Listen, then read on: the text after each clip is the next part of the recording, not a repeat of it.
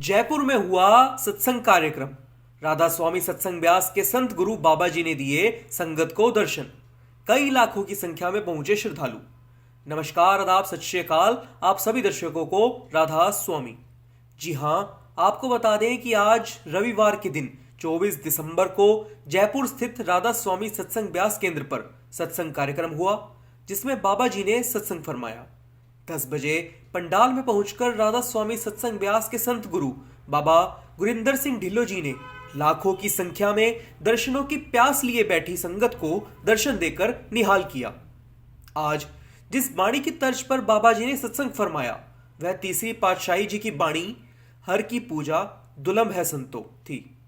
इसके ऊपर बाबा जी ने बड़े ही अच्छे से खोलकर समझाया। बाबा जी फरमाते हैं कि ये गुरु घर की बाणी है। बाबा जी समझाते हैं कि हमें भक्ति किसकी करनी है। सारे धर्म, सारे मजहब हमें यही समझाते हैं कि परमात्मा एक ही है और हमें उन्हीं की भक्ति करनी है। पर हम लोग मजहबों से जुड़ जाते हैं, इस शरीर को अपनी आत्मा समझ बैठते हैं, जबकि यह सिर्फ और सिर्फ एक मिट्टी का ढेर है। असली आत्मा तो परमात्मा का ही एक अंश है, जिसका स्वरूप अपने अंदर झांक कर ही देखा जा सकता है। वह आत्मा जो परमात्मा का ही एक टुकड़ा है। बाबा जी फरमाते हैं कि जितनी ग्रंथ पोथियां हैं, यह सब महापुरुषों की जिंदगी का निचोड़ है। यह उनकी जिंदगी की एक अनमोल दौलत है जो वो हमको सौंप कर गए हैं, ताकि इनको समझकर हम इन्हें अमल में लाएं और उन परमपिता परमात्मा परमेश्वर की प्राप्ति कर सकें।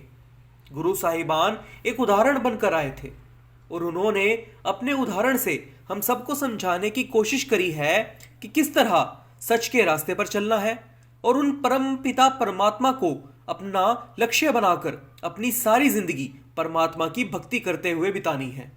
पर इंसान की हमेशा से फितरत रही है कि वह हर काम को आसान तरीके से करना चाहता है। इसी वजह से कई लोग ऐसे हैं जो बाहरी साधना को अपनाकर ग्रंथ पोथियां पढ़ने तो लग जाते हैं, लेकिन उनमें से कितने ऐसे हैं जो उसे पढ़े हुए को अमल में लाते हैं। खाली ग्रंथ पोथियों को रटने से तो कुछ नहीं होगा ना। बात तो तब है जब आप उन पर अमल करके परमात्मा का भजन सिमरन करो, परमात्मा के नाम का जप करो और अपनी आत्मा को परमात्मा से मिलाने की कोशिश की राह, जिसको भक्ति कहते हैं, उस पर लगे रहो।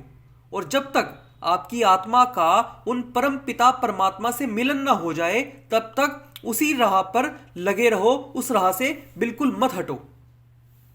बाबा जी कहते हैं कि हमें अपने आप को सच के साथ जोड़ने की जरूरत है और सच केवल परम पिता परमात्मा ही है।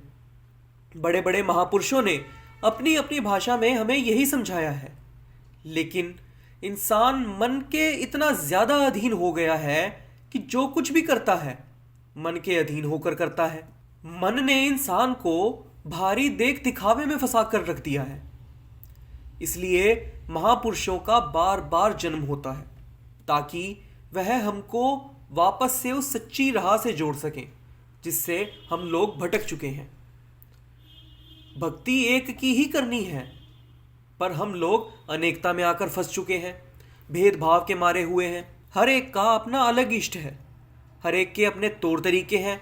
लेकिन अगर आप किसी भी मजहब की गहराई में जाकर उसके सार को समझो तो आपको पता चलेगा कि हर धर्म का इशारा एक ही परमात्मा की तरफ है। किसी धर्म ने भी दूसरे परमेश्वर का जिक्र नहीं किया हुआ है।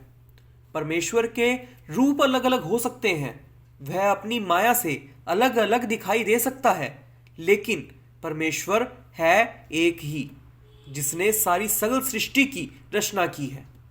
और हमें उन्हीं की भक्ति में खुद को लगाकर उनके नाम का सिमरन करके अपनी आत्मा का उस एकाकी परमेश्वर से मिलन करवाना है, ताकि जन्म जन्मांतर के 84 लाख योनियों के माया के भरे हुए इस संसार से हम छुटकारा पा सके और अपनी आत्मा को परमात्मा की शरण का वह सुकून दे सके जिसके लिए वो न जाने कब से तड़प रही है। जानकारी के लिए बता दें कि सत्संग कार्यक्रम में आसपास से व उत्तर प्रदेश, दिल्ली, हरियाणा के श्रद्धालु भी बड़ी संख्या में पहुंचे। सत्संग केंद्र में लंगर की भी व्यवस्था की गई, जिसमें सेवादार भाई बहनों ने निस्वार्थ सेवा करते हुए दूर दराज से आए सभी श्रद्धालुओं को बड़े ही प्यार से सेवाओं से लंगर प्रसाद छकाया, लंगर प्रसाद ग्रहण करवाया।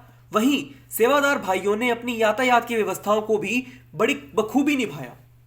आज के लिए बस इतना ही। एक बार फिर लौटेंगे एक नई अपडेट के साथ।